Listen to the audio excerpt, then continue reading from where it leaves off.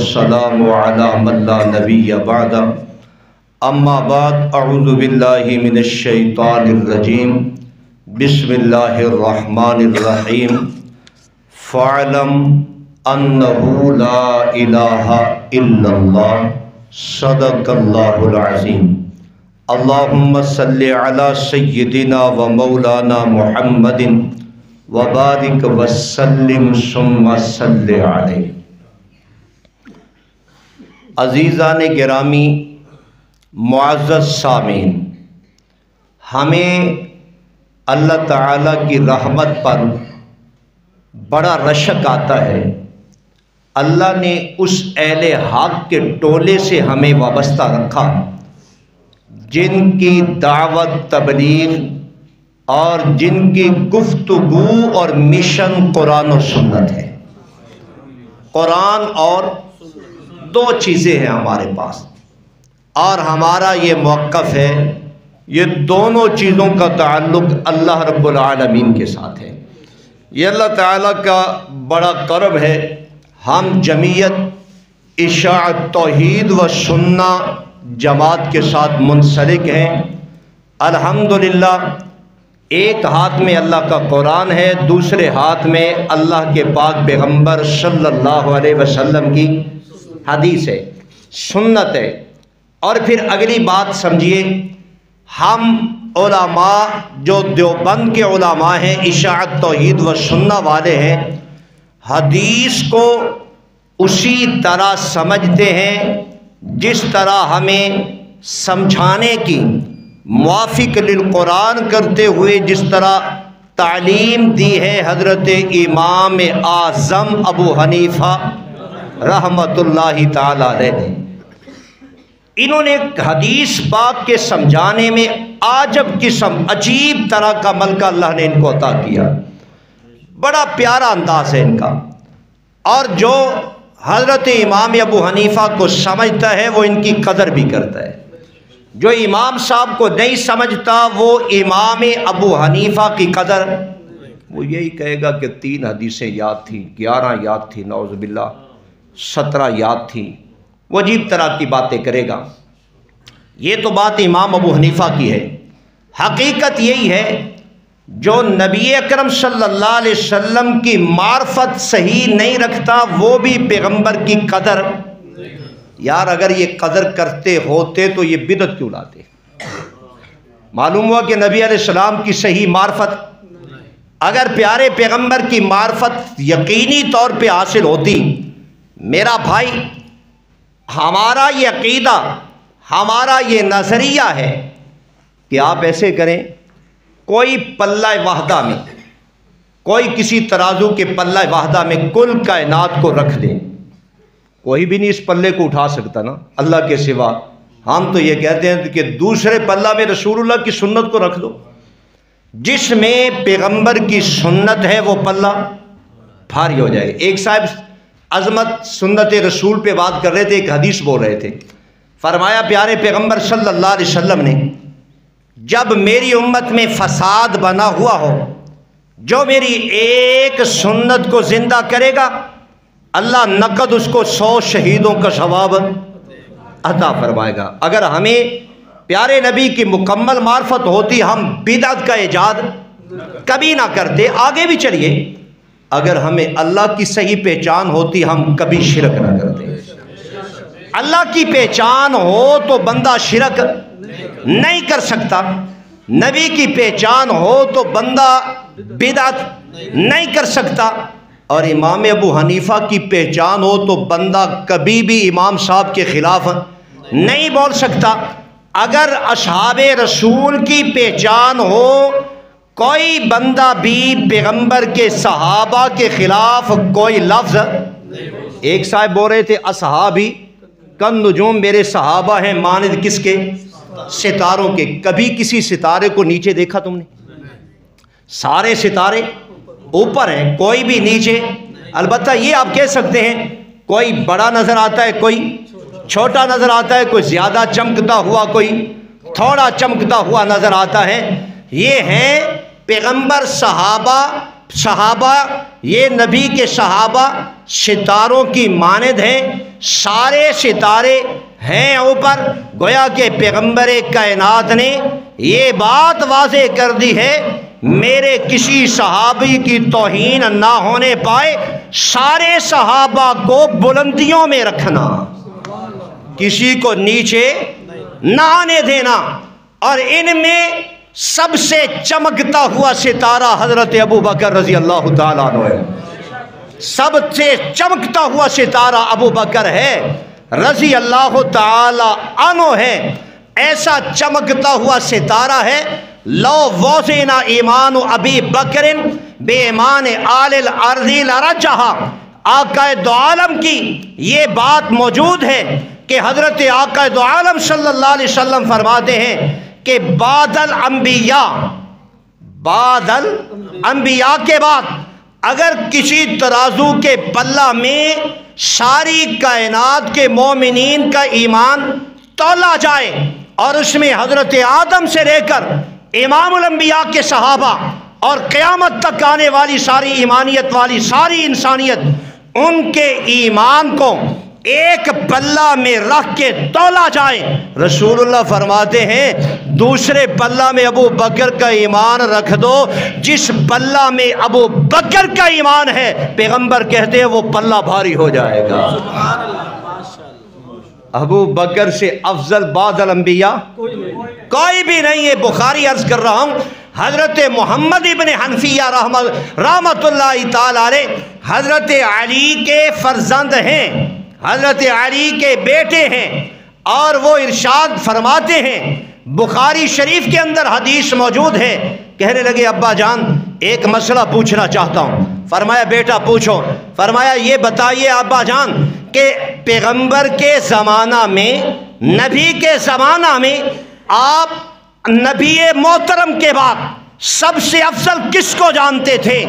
یہ بات ان لوگوں کے گھر کی ہے جن کو وہ اپنا گھر سمجھتے ہیں، حالانکہ یہ گھر ان کا گھر نہیں ہے، وہ آل و سنت کا گھر ہے، وہ آل و سنت کا گھر ہے۔ لیکن بعد اللہ تعالیٰ بھلا کریں، امام بخاری رحمت اللہ تعالیٰ علیہ ان کی قبر پہ روح پر لاکھوں رحمتیں نازل کریں۔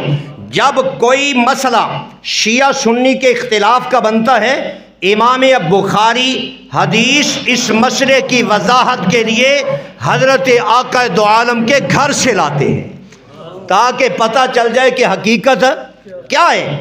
محمد ابن حنفیہ کہتے ہیں ابا جان یہ تو بتائیے کہ پیغمبر کے زمانہ میں نبی کے بعد سب سے افضل کون تھا؟ حضرت علی نے کہا کہ بیٹا ہم پیغمبر کے زمانہ میں پیغمبر کے بعد سب سے افضل حضرت ابو بکر صدیق کو مانتے تھے رضی اللہ تعالی عنہ۔ ابو بکر ہر میدان میں پہلے نمبر پر ہے، ابو بکر ہر میدان میں پہلے نمبر پر ہے، صدیق اکبر ہر میدان میں پہلے نمبر پر ہیں۔ جب نبی اکرم علیہ السلام نے حضرت فاروق کے نیکیوں کی مثال ستاروں کے ساتھ دی تو حضرت عائشہ نے کہا این ابی بکر، این ابی یا رسول اللہ، اب میرا باپ ابو بکر اس کی نیکیاں کہاں ہیں؟ تو پیغمبر کائنات نے فرمایا تھا اے صدیقہ کہ تیرے باپ نے میرے ساتھ غار میں جو راتیں بسر کی ہیں ان کی وہ نیکیاں ان سے افضل ہیں۔ ابو بکر کا کوئی مقابل ہے؟ قرآن پاک کی جب آیت آئی ہے اللہ تعالیٰ نے ارشاد فرمایا کہ میرے محبوب پیغمبر صلی اللہ تعالیٰ علیہ وسلم اما من اوتی کتابہ بیمینہ، ایک شخص ہوگا میدان معاشر میں ہوگا اور نامہ اعمال اس کے دائیں ہاتھ میں ہوگا اور وہ لوگوں کو کہے گا ہاؤ مقرؤ کتابیہ، آ جاؤ میرا نامہ اعمال پڑھ لو۔ اس پورے نامہ اعمال میں ایک بھی غلطی نہیں، سارے میدان معاشر کو دعوت دے گا۔ لوگوں نے کہا یا رسول اللہ یہ بندہ کون ہے جو کہتا ہے کہ ہاؤ مقرؤ کتابیہ؟ کون بندہ ہے جو کہتا ہے میرا نامہ اعمال پڑھو، ایک بھی غلطی نہیں؟ تو پیغمبر کائنات فرماتے ہیں یہ عمر ابن خطاب ہوگا رضی اللہ تعالی عنہ ہوگا۔ تو لوگوں نے کہا کہ یا رسول اللہ یہ تو بتائیے کہ آج میدان معاشر میں عمر آگے بڑھ چکے ہیں، صدیق کہاں ہوں گے؟ یہ قدرتی سوال پیدا ہوتا ہے کہ جب کسی کا نام پہلے آتا ہے کہ ابو بکر کہاں ہوں گے، تو پیغمبر کائنات نے فرمایا کہ اے میرے صحابہ کہ حضرت عمر کو نامہ اعمال دائیں ہاتھ میں سمایا جائے گا اور میرا ابو بکر بغیر حساب کتاب کے جنت میں جائے گا۔ صدیق کا کوئی مقابل نہیں ہے، صدیق کو نبی سے کوئی بندہ جدا۔ یہاں ایک بات اور کہنا چاہتا ہوں، یہ جو قرآن پاک ہے اللہ تعالیٰ کی حق کتاب ہے، قرآن مقدس میں، سارے قرآن پاک میں اللہ کریم نے سیرت مصطفیٰ بھی بیان کی ہے، جگہ جگہ پر پیغمبر کا مقام ذکر کیا ہے، لیکن ایک صورت قرآن مقدس میں ایسی ہے جو ساری شروع سے لے کر آخر تک پیغمبر کی عزت و عظمت پہ اللہ نے پوری صورت اتار رکھی ہے۔ صورت کوثر بھی ہے لیکن اس سے بھی زیادہ وضاحت کے ساتھ شان مصطفیٰ صورت الضحیٰ میں بیان ہوا ہے۔ صورت الضحیٰ میں نبی کی شان زیادہ بیان ہوئی ہے۔ علماء تشریف رکھتے ہیں، ان سے پوچھئے اللہ رب العالمین نے صورت الضحیٰ اس کو جو شان مصطفیٰ ہے، اس سے پہلے ایک صورت ہے جس کا نام صورت اللیل ہے، اس میں بھی ایک بندے کی شان بیان ہوئی ہے، وَسَيُجَنَّبُهَا الْأَتْقَى، وَسَيُجَنَّبُهَا الْأَتْقَى۔ قرآن پاک نے سارے صحابہ کو متقی کہا، لیکن ایک ہے جس کو قرآن اتقیٰ کہتا ہے، اور وہ ہے حضرت ابو بکر صدیق رضی اللہ تعالی عنہ۔ قرآن پاک نے صحابہ کو فضیلت والا کہا، لیکن ایک ہے لا یاتلی اولو الفضل جس کو قرآن پاک افضل کہتا ہے، وہ بھی حضرت ابو بکر صدیق ہے۔ سارے صحابہ عظمتوں والے ہیں۔ ایک خطیب کہہ رہے تھے کہ پورے قرآن مقدس میں ایک صحابی کا نام مذکور ہے اور وہ حضرت زید ہے۔ توجہ سے بات سنیے، ایک صحابی ہے جن کا نام حضرت زید ہے رضی اللہ تعالی عنہ۔ صحابہ سارے ہیں، سارے صحابہ کو مجموعی طور پر اللہ قرآن میں ذکر کرتا ہے، لیکن لفظ صحابی بھی قرآن پاک میں صرف ایک کے لیے آیا ہے۔ لفظ صحابی بھی قرآن پاک میں صرف ایک شخص کے لیے آیا ہے، اذ یقول لصاحبہ۔ میرا بھائی توجہ سے یہ بات سن کہ جس طرح قل هو اللہ قرآن پاک کا نص ہے، جس طرح سورت بقرہ قرآن پاک کا نص ہے، جس طرح سورت فاتحہ قرآن پاک نص کے طور پر موجود ہے، اور جس طرح رب کائنات کی وحدانیت قرآن پاک میں بطور نص کے موجود ہے، جس طرح عظمت مصطفیٰ قرآن مقدس میں بطور عظمت بطور نص کے موجود ہے، ابو بکر صدیق کی صحابیت بھی بطور نص کے قرآن میں موجود ہے۔ شان صدیق اکبر زندہ باد۔ اگلا ابو بکر۔ اگلی بات بڑی کمال کی ہے، اذ یقول لصاحبہ لا تحزن ان اللہ معنا۔ غار میں کتنے لوگ تھے؟ ایک حضرت امام الانبیاء علیہ الصلوۃ والسلام اور دوسرے حضرت ابو بکر ہیں۔ توجہ کے ساتھ اس آیت کو بیان کرنے سے قبل بخاری کا ایک حوالہ ذکر کرنا چاہتا ہوں۔ صحابہ کہتے ہیں ہم لوگ بیٹھے ہوئے تھے، پیارے پیغمبر تشریف رکھتے ہیں، اور آپ علیہ الصلوۃ والسلام نے پہلے زمانہ کے کچھ لوگوں کے تذکرے کیے۔ آپ علیہ السلام نے کہا، ارشاد فرمایا، پہلے زمانہ کی بات ہے، ایک آدمی گائے پر سامان لاد کے جا رہا تھا۔ اللہ نے اس گائے کو قوت زبان دی، بولنے کی قوت دی، اس نے گفتگو کی، اس نے اس کے ساتھ اس کی زبان میں بات کی، اور پھر فرمایا ایک بھیڑیے کی بات کی، وہ بھیڑیا بھی بکری کے چروائے سے اس کی زبان میں گفتگو کرنے لگا۔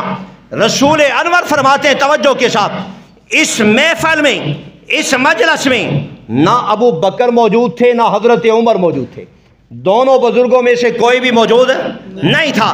آقا دو عالم نے فرمایا کہ ابو اس بھیڑیے نے بات کی ہے، میں بھی ایمان لاتا ہوں، میرے ساتھ ابو بکر بھی ایمان لاتا ہے، عمر بھی ایمان لاتے ہیں، اور اس گائے نے بات کی ہے، میں بھی ایمان لاتا ہوں، ابو بکر بھی ایمان لاتے ہیں، اور حضرت عمر ابن خطاب بھی ایمان لاتے ہیں۔ اب علماء نے یہ بات اس مقام پہ کہی ہے کہ پیغمبر کائنات نے ابو بکر عمر دونوں کو کس طرح ملایا، اس میں حکمت کیا ہے؟ علماء یہ کہتے ہیں پیغمبر یہ بتانا چاہتے تھے ایمانیات میں، یقین میں، ایمان میں جو میرا ایمان ہے ابو بکر عمر کا بھی وہی ایمان ہے، ابو بکر عمر کا بھی وہی ایمان ہے۔ حضرت ان کا ایمان بڑا بلند ہے۔ اب توجہ سے بات سمجھیے، حضرت موسیٰ علیہ السلام تشریف لے جا رہے ہیں، قرآن پاک اس کی بھی عکاسی کرتا ہے، اور ایک دریا کے کنارے پہ پہنچتے ہیں، اور پیچھے فرعون اپنی فوجوں کے ساتھ آتا ہے، حضرت موسیٰ کے صحابہ بھی ساتھ ہیں، اور موسیٰ کے صحابہ یہ جملہ بولتے ہیں۔ قرآن پاک کے ایک ایک لفظ میں حکمت ہے، قرآن پاک کے ایک ایک لفظ میں یہ آیت ہے، اس آیت میں یہ لفظ درمیان میں کیوں آیا، اس میں بھی حکمت ہے۔ قرآن کا کوئی حرف حکمت سے خالی نہیں ہے۔ توجہ سے اس کی میں ایک مثال دے کے پھر بات کو آگے چلاتا ہوں کہ قرآن پاک کے ایک ایک لفظ میں حکمت ہے، اور جہاں جہاں وہ قرآن پاک کا لفظ آتا ہے اور اس کی سیٹنگ میں بھی حکمت ہے اور اس کی ترتیب میں بھی حکمت ہے۔ یہ مثال میں عرض کرنا چاہ رہا ہوں، دیکھیے قرآن پاک اللہ رب العالمین فرماتے ہیں غافر الذنب وقابل التوب شدید العقاب ذی الطول لا الہ الا ہوا۔ اللہ تعالیٰ اپنی صفتوں کو ذکر کرتے ہیں، غافر الذنب ہے وہ گناہوں کو بخشنے والا، آگے کا قابل التوب ہے وہ توبہ کو، آگے کا شدید العقاب سخت عذاب والا، ذی الطول نعمتوں والا، وسعتوں والا، مہربانیوں والا۔ اب یہاں پہ علماء نے لکھا ہے کہ اللہ تعالیٰ نے 4 صفتیں بیان کی، غافر الذنب نمبر 1، قابل التوب نمبر 2، شدید العقاب 3، ذی الطول 4۔ پہلے جو 2 صفتیں بیان کی وہ رب کائنات کی رحمت پر مبنی ہے کہ اللہ تعالیٰ گناہوں کو بخشتا ہے، مہربان ہے، قابل التوب توبہ قبول کرتا ہے، وہ مہربان ہے، اور آخری وصف بیان کی ذی الطول کہ وہ وسعتوں والا ہے، نعمتوں والا ہے، اس میں بھی اشارہ کہ وہ مہربان ہے۔ درمیان میں اللہ نے کہا شدید العقاب سخت عذاب والا ہے۔ پہلے بھی رب کائنات نے اپنی رحمت کا ذکر کیا، اور بعد میں بھی رب کائنات نے اپنی رحمت کا ذکر کیا، درمیان میں اپنے عذاب کا ذکر کیا، اور اشارہ یہ کر دیا اے لوگوں پہلے بھی میں رحمت والا، بعد میں بھی میں رحمت والا، درمیان میں ایک وصف عذاب کی ذکر کر کے اشارہ کر دیا میری رحمت میرے غصے اور عذاب پہ غالب ہے، میری رحمت میرے غصے اور عذاب پر غالب ہے۔ لفظوں میں بھی حکمت ہے، اللہ نے قرآن پاک کی لفظوں میں بھی حکمت رکھی ہے، ایک ایک جملہ حکمت پر بھرپور ہے، یہ اللہ تعالیٰ کا کلام ہے۔ یہی تو وجہ ہے آج تک اس کا کوئی مقابلہ نہیں کر سکا، آج تک اس کا کوئی مقابلہ نہیں کر سکا۔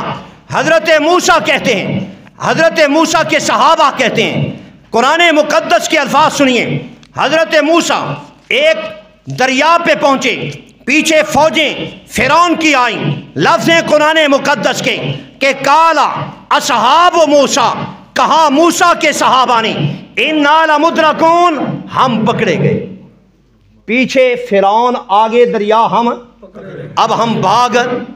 یہ کون تھے؟ قرآن کہتا ہے اصحاب موسیٰ کے صحابی تھے، موسیٰ کے صحابی ہیں، ہم پکڑے گئے۔ لیکن قرآن کہتا ہے حضرت موسیٰ نے کہا کلا، ہرگز نہیں، ہرگز نہیں، انا معیا، انا معیا، بے شک میرے ساتھ میرا رب ہے، میرے ساتھ میرا رب ہے۔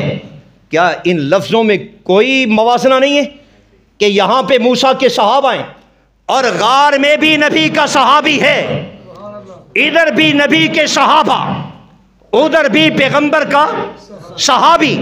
ادھر موسیٰ، وہ کہتے ہیں اصحاب موسیٰ، اور موسیٰ کہتے ہیں کلا اِنَّ مَعِیَ ربی، ہرگز نہیں، میرے ساتھ میرا رب ہے، ہونا یہ چاہیے تھا اِنَّ مَعَنَا، ہمارے ساتھ ہمارا رب ہے۔ موسیٰ اپنے صحابہ کو شامل کر کے یہ جملہ بولتے ہیں، اپنے صحابہ، چونکہ موسیٰ کے صحابہ، موسیٰ کی ہاتھ پہ بیعت کرنے والا طبقہ وہاں پہ حاضر ہے، موسیٰ کا کلمہ پڑھنے والا طبقہ وہاں پہ موجود ہے، لیکن موسیٰ کہتے ہیں اِنَّ مَعِیَ، کہ میرے ساتھ میرا رب ہے۔ ادھر غار کے اندر حضرت آقا دو عالم موجود، ادھر حضرت ابو بکر صدیق موجود ہیں، اور ابو بکر کہتے ہیں یا رسول اللہ ان کے پاؤں نظر آتے ہیں اور یہ ہمارے اوپر آ چڑھے ہیں۔ پیغمبر کہتے ہیں کہ نہیں، اذ یقول لصاحبی ان لا تحزن ان اللہ معنا، اے ابو بکر غم نہ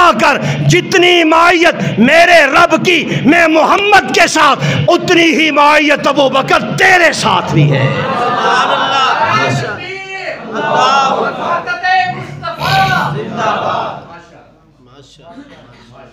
یہ ہمیں ہمارے بزرگوں نے قرآن سکھایا ہوا ہے، یہ ارشاد توحید و سنت کے علماء نے قرآن سکھلایا ہے، بات وہ رہ نہ جائے۔ میں نے یہ بات عرض کی کہ قرآن پاک کی دو صورتیں ہمارے سامنے، ایک سورت ضحیٰ ہے اور ایک سورت اللیل ہے۔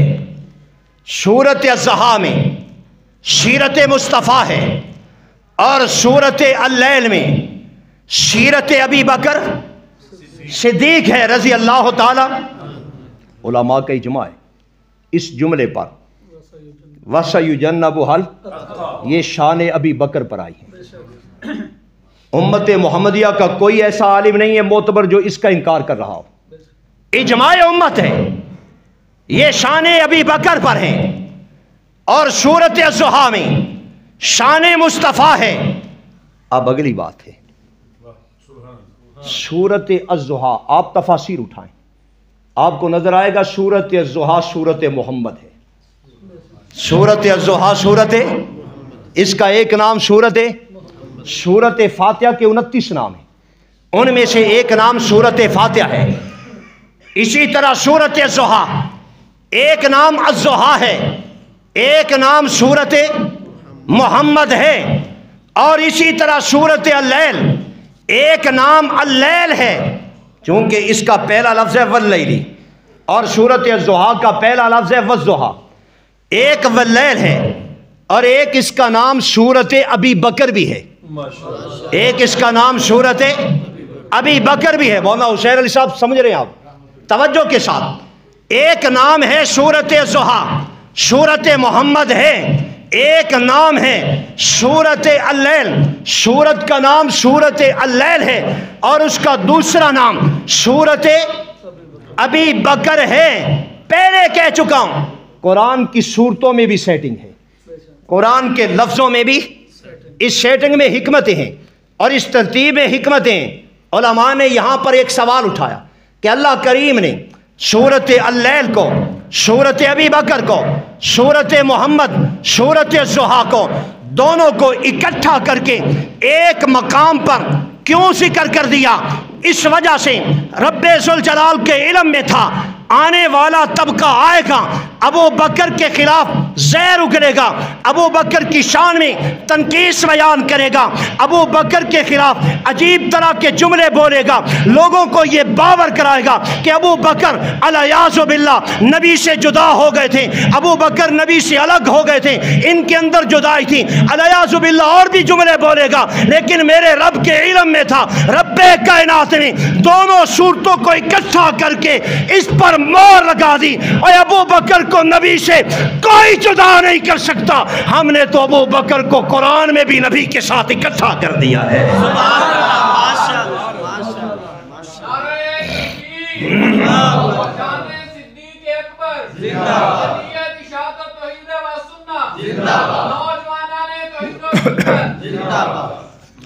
پیارے پیغمبر تشریف فرما ہے، قرآن پاک کی یہ آیت نازل ہوتی ہے قرآن کہتا ہے یا ایتھا النفس المطمئنہ ارجعی الی ربک راضیۃ مرضیہ۔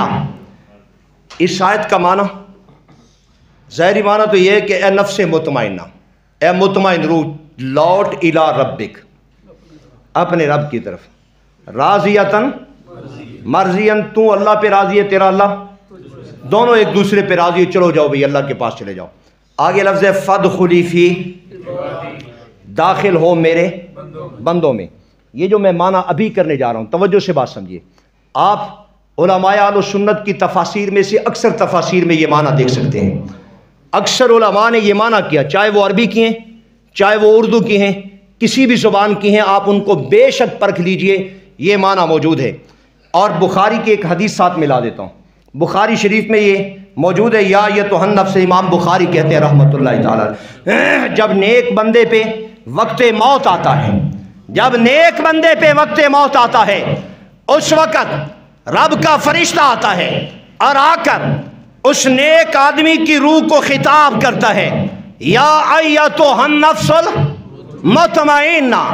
اور ایک یہ بھی انداز ہے، اللہ خود خطاب کرتا ہے، اللہ جس طرح قرآن پاک میں موجود ہے یا ایتھا النفس، یہ خود اللہ تعالیٰ خطاب کر رہا ہے، خطاب کرتا ہے ارجعی الی ربک، نکل اس جسم سے نکلتی ہے، اللہ کی طرف چلی جاتی ہے، راضیۃ مرضیہ، وہ رب کے پاس رہتی ہے، رب کے پاس رہتی ہے۔ فرمایا فادخلی فی عبادی، جب قیامت کا دن آئے گا، جب قیامت کا دن آئے گا، لوگ میدان معاشر میں آئیں گے، اس وقت رب کائنات اس وقت اس کو کہے گا، اس روح مطمئنہ کو کہے گا، فادخلی فی عبادی، اے اجساد عبادی، کہ جس بندے کے جسم سے ہم نے تجھے نکالا تھا اور قیامت تک ہم نے تجھے اپنے پاس رکھا اور ہم نے دنیا میں تجھے دوبارہ نہیں چھوڑا، آج وقت ہے ہمیں تم دوبارہ چھوڑ دیں، فادخلی فی عبادی۔ اب چل اسی بندے کے جسم میں، اب وہ جسم میں آئی، چونکہ وہ روح مطمئن ہے، نیک روح ہے، اب اگلا جملہ ہے وادخلی جنتی، چل جا میری جنت میں چلی جا۔ قیامت سے پہلے روح واپس ہے، اب بولو قیامت سے پہلے روح واپس ہے۔ قرآن پاک میں 20 آیات ہیں، اللہ قرآن، یہ کوئی اختلاف نہیں ہے فلانا سنتا ہے کہ نہیں سنتا، فلانا سنتا ہے کہ نہیں سنتا۔ اصل اختلاف پتہ کیا ہے کہ مرنے کے بعد روح واپس اس جسم میں آتی ہے یا، اور بولو جسم میں واپس آتی ہے یا نہیں ہے۔ اصل اختلاف یہ ہے، قرآن پاک کی 20 آیات ہیں جس میں یہ واضح تذکرہ ہے کہ جس کی روح ہم نکالتے ہیں، قیامت سے پہلے ہم اس روح کو دوبارہ اس جسم میں واپس نہیں۔ اس آیت کا بھی تعلق اسی، آپ علامہ ابن کثیر کی تفسیر اٹھائیں، آپ علامہ قرطبی کی تفسیر اٹھائیں، دیگر تفاسیر اٹھائیں، آپ کو یہی تشریح نظر آئے گی۔ خیر، جو میں بات کہنا چاہتا ہوں آپ اس کی طرف آئیے۔ یا ایتھا النفس المطمئنہ، جب یہ آیت پاک نازل ہوئی اور اس آیت پر حضرت ابو بکر نے سوال کیا رضی اللہ تعالیٰ عنہ، کہنے لگے یا رسول اللہ مجھے ایک جواب دیجئے، وہ نفس مطمئنہ کتنا اعلیٰ ہے کہ جس کو یہ خطاب رب کائنات موت کے وقت کرتے ہیں، وہ نفس مطمئنہ کتنا عمدہ ہے کہ جس کو یہ خطاب رب کا فرشتہ رب کی طرف سے کر رہا ہے، وہ تو اعلیٰ نفس ہے، وہ تو مطمئن نفس ہے، وہ تو جنت میں جانے والا نفس ہے۔ تو پیغمبر کائنات نے جواب میں کہا کہ ابو بکر اس کو تو یہ خطاب موت کے وقت ہوگا، میں تجھے خطاب تیری زندگی میں کرتا ہوں۔ فرمایا کہ ابو بکر میں تجھے یہ خطاب تیری یا ایتھا النفس، ابو بکر کے جوڑ کا کوئی بندہ ہی نہیں ہے رضی اللہ تعالی۔ شان ابی بکر بلند ہے، عزت و عظمت میں عالی ہے، قرآن پاک بھی شاہد ہے اور حدیث پاک بھی شاہد ہے۔ نبی علیہ الصلوۃ والسلام کی صحبت میں آنے والے تمام صحابہ میں سب سے لمبی صحبت ابو بکر کی ہے۔ ادھر نبی علیہ السلام غار حرا سے نیچے اترے، ادھر ابو بکر راستے میں آ گئے، نبی علیہ السلام نے دعوت دی، ابو بکر نے کلمہ پڑھ لیا رضی اللہ تعالی۔ چون چرا تو کی نہیں، سوالات تو اٹھائے نہیں، اور پھر آخر تک پیغمبر کے ساتھ رہے، میرا عزیز ایک لمحے کی صحبت، ایک کلمہ پڑھا لا الہ الا اللہ محمد الرسول اللہ، ایمان پہ رہتے ہوئے ایک نظر رسول اللہ کو دیکھ لیا، ایک لاشے کی صحبت، ایک لمحے کی صحبت، جانتے ہو کتنی عزیز ہے، کتنی بلند و بالا ہے؟ حدیث میں موجود ہے نبی علیہ السلام جنگل میں ایک جگہ پہ پڑاؤ ڈالے ہوئے، ایک بوڑھا صحابی تشریف لائے، بوڑھا بندہ آیا، سفید ریش آدمی، ایک اونٹنی پہ سوار ہے، وہ آتا ہے اونٹنی کو سائڈ پہ کرتا ہے اور سیدھا آتا ہے، رسول اللہ تشریف رکھتے ہیں، وہ پوچھتا ہے آ کر اینا محمد صلی اللہ علیہ وسلم، تم میں محمد پاک کون ہے؟ اشارہ کرنے والے اشارہ کرتے ہیں یہ ہیں، وہ آگے بڑھتا ہے، نبی کا ہاتھ پکڑتا ہے، بیعت کرتا ہے، بیعت کرنے کے بعد اب وہ کلمہ پڑھتا ہے، کلمہ پڑھنے کے بعد مسلمان ہونے کے بعد اجازت طلب کرتا ہے، حضور میں جا رہا ہوں۔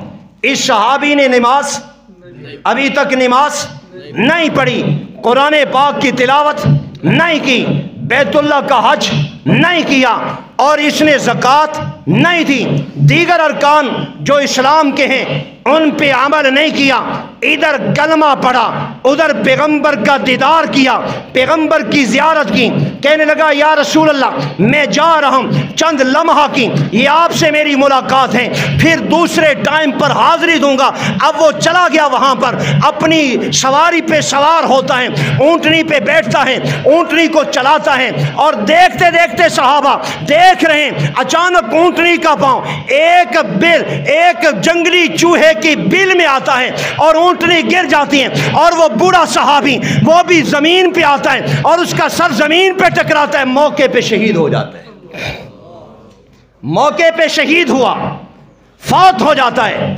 پیغمبر بھی وہاں ہیں، صحابہ بھی وہاں ہیں، آقا دو عالم کو خبر دی گئی یا رسول اللہ جس بوڑھے نے کلمہ پڑھا ابھی آپ کی مجلس سے جدا ہوا وہ تو فوت ہو چکا ہے۔ رسول اللہ نے فرمایا اس کا کفن دفن، اس کو نہلایا جائے، کفن دفن کا انتظام کرو، میں محمد خود اس کا جنازہ پڑھاؤں گا صلی اللہ تعالی علیہ وسلم۔ پیغمبر جنازے کے لیے تشریف لائے اور اس کو جنازہ اٹھایا گیا، لوگوں نے کندھے پہ اٹھایا، لیکن لوگوں نے دیکھا عجیب انداز ہے میرے آقا کے چلنے کا، عجیب انداز ہے پیغمبر کے پاؤں مبارک زمین پہ ٹکانے کا، پیغمبر سارا پاؤں زمین پہ نہیں رکھتے بلکہ پاؤں کے اگلے حصے کو زمین پہ ٹکراتے ہیں اور انگلیوں کے بل پر پیغمبر زمین پہ چلتے ہیں۔ صحابی پوچھتے یا رسول اللہ یہ چلنے کا انداز کیسا؟ یا رسول اللہ یہ چلنے کا انداز کیسا ہے؟ رسول اللہ جواب میں پتہ کیا فرماتے ہیں؟ میرے اس صحابی کے جنازے پر آسمان سے فرشتے اتنے آئے ہیں مجھے پاؤں رکھنے کی جگہ نہیں مل رہی۔ صحابی تو یہ شان کا مالک ہوتا ہے، لا تسبوا صحابی، خبردار میرے صحابی کو گالی نہ دینا، میرے صحابی کو غلط۔ پتہ یہ کیا کہتے ہیں؟ کہتے ہیں نبی علیہ السلام نے فرمایا تھا کہ میرے اہل بیت یہ مانند ہیں حضرت نوح علیہ السلام کی کشتی کے، اہل بیتی کا سفینۃ نوح، نوح کی کشتی کی مانند ہے، جو نوح کی کشتی میں آیا وہ بچ گیا اور جو رہ گیا وہ چاہے ان کا سگا بیٹا ہی کیوں نہ رہ گیا وہ بھی۔ یہ کہتے ہیں اس وجہ سے ہم اہل بیت کی محبت کرتے ہیں۔ اہل بیت سے مراد حضرت علی، حضرت فاطمہ، حضرت حسن حسین یہ لوگ مراد دیتے ہیں۔ ہم پتہ کیا کہتے ہیں؟ اہل بیت اصلاً پیغمبر کی ازواج ہیں۔ ہمارا کیا نظریہ ہے کہ اہل بیت اصلاً کون ہے؟ ازواج مطہرات۔ 32 سیغے ہیں جہاں آیت تطہیر آئی ہے، پہلے بھی نبی علیہ الصلوۃ والسلام کی ازواج کے لیے اور بعد میں بھی پیغمبر کی ازواج کے لیے اتنے سیغے ہیں۔ اور انہوں نے ایک حدیث بیان کی اور کہنے لگے کہ جی پیغمبر کائنات نے ایک چادر اٹھائی، ترمذی میں موجود ہے، صحیح ستہ کی بعض کتابوں میں موجود ہے، حضور نے چادر اٹھائی، فرمایا علی آ جاؤ، فاطمہ الزہرا بھی آ جاؤ، حسن بھی آ جاؤ، حسین بھی آ جاؤ، رضی اللہ تعالیٰ عنہم اجمعین آ جاؤ۔ ان چاروں کو بٹھایا اور 5ویں آقا دو عالم خود تھے، ان چاروں کو بٹھایا، اور ہاتھ بلند کر دیے، اللہم ہاؤلائی آل بیتی، اے اللہ، یہ معنی پتہ کیا کرتے ہیں؟ یہی ہیں میرے اہل بیت۔ ہم کہتے ہیں یہ معنی میں بددیانتی ہو رہی ہے، معنی یہ نہیں ہے، بلکہ معنی یہ ہے یہ بھی ہیں میرے، یہی نہیں بلکہ دلیل اس بات کی کہ یہ بھی ہیں۔ فرمایا اللہم ہاؤلائی آل بیتی، اللہ یہ میرے اہل بیت ہیں۔ اتنی دیر میں سیدہ ام سلمہ تشریف لائیں رضی اللہ عنہ۔ فرمایا، عرض کیا کہ حضور مجھے بھی اس چادر کے نیچے کر لیجئے۔ عرض کیا کہ یا رسول اللہ مجھے بھی اس چادر کے، تو آپ نے کیا فرمایا؟ آپ نے فرمایا انتے خیر، اے ام سلمہ تو اس چادر کے نیچے کیوں آنا چاہتی ہے؟ تیرے اندر تو پہلے سے خیر موجود ہے، تو آیت تطہیر کا مصداق ہے، اور اس اعلیٰ افضل جو رب کائنات نے مجھے نعمت دی ہے تطہیر والی، میں یہ چاہتا ہوں یہ میرے بچے بھی اس کا مصداق بن جائیں۔ اے ام سلمہ تو پہلے سے اہل بیت میں داخل ہے، اے ام سلمہ تو پہلے سے اہل بیت میں داخل ہے۔ توجہ کے ساتھ بات یہ کر رہا ہوں کہ یہ کہتے ہیں کہ اہل بیت حضرت نوح کی کشتی کی طرح ہیں، اور جو کشتی نوح میں گیا وہ بچ گیا، اور جو رہ گیا وہ رہ گیا۔ وہ یہ کہتے ہیں ہم اس وجہ سے اہل بیت سے پیار کرتے ہیں، ہم اس وجہ سے حضرت علی سے محبت کرتے ہیں، حضرت حسن حسین سے محبت کرتے ہیں۔ میں نے کہا کہ تم کون سی محبت کرتے ہو؟ اصل تو محبت ان کے ساتھ ہم کرتے ہیں۔ اللہ کے فضل کے ساتھ ہمارا عقیدہ ہے کہ جنت میں نوجوانی کی عمر میں جو لوگ مر کے جاتے ہیں، اور جنت میں ان کے سردار حسن و حسین ہوں گے۔ ہم حسن و حسین کو سیدہ شباب آل الجنہ مانتے ہیں، اور ہمارا یہ عقیدہ ہے۔ توجہ کے ساتھ آپ کہتے ہو کہ یار یہ زمزم کا کنواں ہے، اور یہ حضرت اسماعیل کے قدموں سے نکلا، نبی علیہ السلام نے اپنا لعاب دہن اس میں ڈالا، اس وجہ سے اس کو شان مل گئی، فلاں فلاں آپ کا لعاب ملا، اس وجہ سے شان مل گئی۔ ہم تو یہ کہتے ہیں وہاں پیغمبر کا لعاب آتا تھا، اور جس چیز سے لعاب پیدا ہوتا ہے وہ بندے کی زبان ہے، اور پیغمبر کائنات یہ پوری زبان اپنے حسن و حسین کے منہ میں ڈال دیا کرتے تھے رضی اللہ تعالی عنہما۔ ہم حضرت فاطمہ کو جنت میں عورتوں کی سردار مانتے ہیں، اور ہم حضرت علی کو اس امت کا سب سے بڑا قاضی مانتے ہیں، ہم حضرت علی کو جج مانتے ہیں۔ توجہ کے ساتھ یہ کہتے ہیں ہم اس وجہ سے اہل بیت۔ ہم نے کہا چلو جو نوح کی کشتی میں آیا وہ بچ گیا، جو رہ گیا وہ رہ گیا، تو اس میں یہ کہاں ہے کہ باقی صحابہ کو چھوڑو، صرف انہی چار کو لو؟ جب بندہ رات کی تاریکی میں کشتی میں بیٹھے، کشتی جا رہی ہے، تو میرا بھائی سمت تلاش کرنے کے لیے حاجت کس کی ہوتی ہے؟ ستارہ کی۔ ستارے کو دیکھ کر لوگ سمت کو تلاش کرتے ہیں، تو گویا اب بات پوری اس طرح بنے گی کہ آل و بیت کا سفینۃ نوح، کہ میرے اہل بیت میں حضرت نوح کی کشتی کی مانند ہیں، جو بیٹھ گیا وہ منزل پہ پہنچ گیا، لیکن ادھر موجود ہیں اصحابی کالنجوم، اصحابی کالنجوم۔ اور ایک کشتی میں بیٹھ اہل بیت کی محبت میں جنت میں جانا ہے تو ابو بکر کے پیچھے ہی جانا پڑے گا، اور جنت میں جانا ہے تو حضرت عمر کے پیچھے جانا پڑے گا، اگر جنت میں جانا ہے حضرت عبداللہ ابن مسعود کے پیچھے جانا پڑے گا، اگر جنت میں جانا ہے تو بلال کے پیچھے جانا پڑے گا۔ ہم یہ کہتے ہیں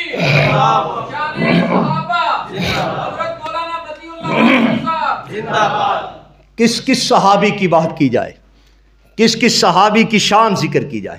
حضرت سعد رضی اللہ تعالیٰ عنہ، سعد بن معاذ کی بات کر رہا ہوں، سید الانصار کی۔ جس وقت یہ فوت ہوئے، چونکہ انہوں نے بنی قریظہ کے خلاف ایک فتویٰ دیا تھا، اللہ رسول کو وہ پسند آیا تھا۔ جب یہ فوت ہوئے ان کا جنازہ اٹھایا گیا۔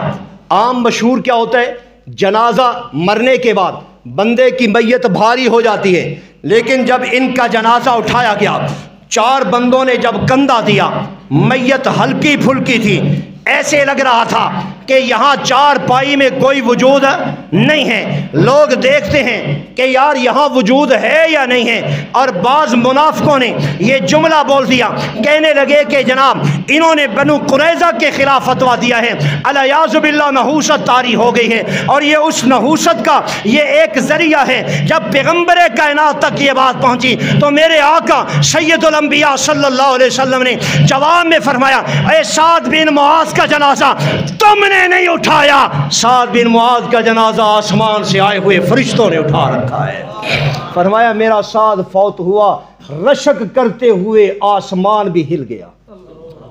فرمایا کہ آسمان بھی ہل گیا۔ تم یہ کہتے ہو۔